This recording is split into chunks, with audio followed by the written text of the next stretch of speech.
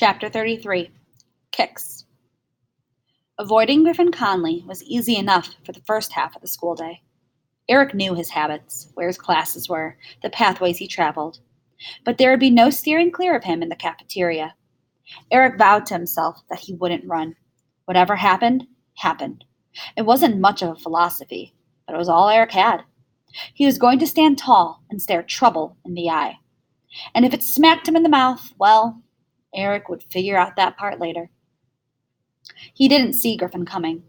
Eric was already seated across from Mary, trying to keep her from grabbing his dessert. And then Mary looked up, and her eyes widened. Eric turned just as Griffin passed beside him, his elbow brushing the back of Eric's head over ever so gently, like a whispered message. He kept walking, never looked back, didn't say a word. He didn't have to. His feet said it all. Griffin Conley was wearing Eric's sneakers. Eric had to give Griffin credit. He had style. Nice kicks, Eric thought, figuring he'd probably never see those sneakers again, on his own feet, at least. Griffin plopped down at his regular table, his back to Eric and Mary. Somehow, they were dead even.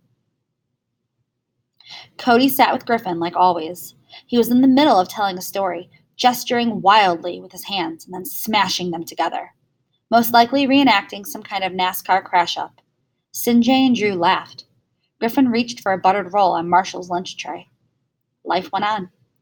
Down at the end of the table, Hakeem and Pat huddled together, talking quietly, somewhat apart.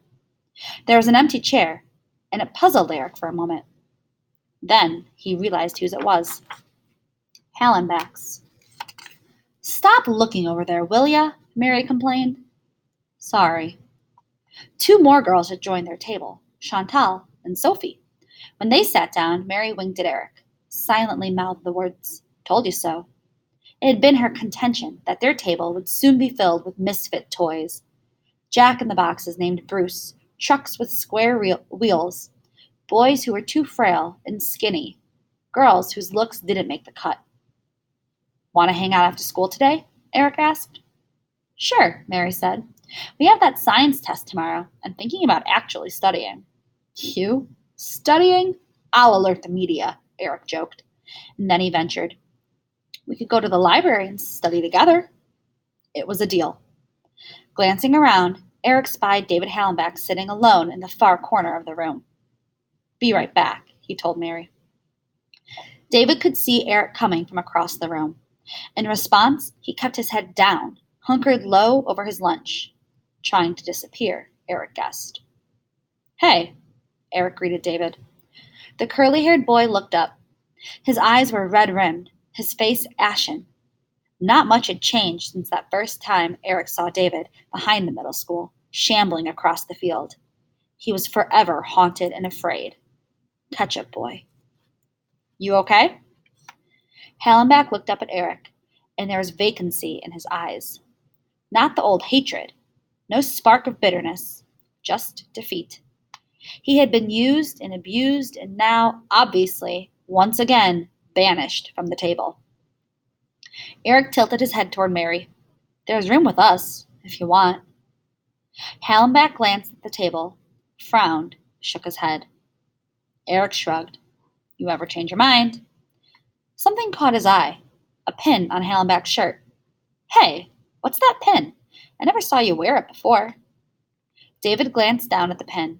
It was in the shape of a baseball stadium. He shot a quick glance at Griffin and looked up at Eric. "I lent it to somebody. He finally gave it back this morning.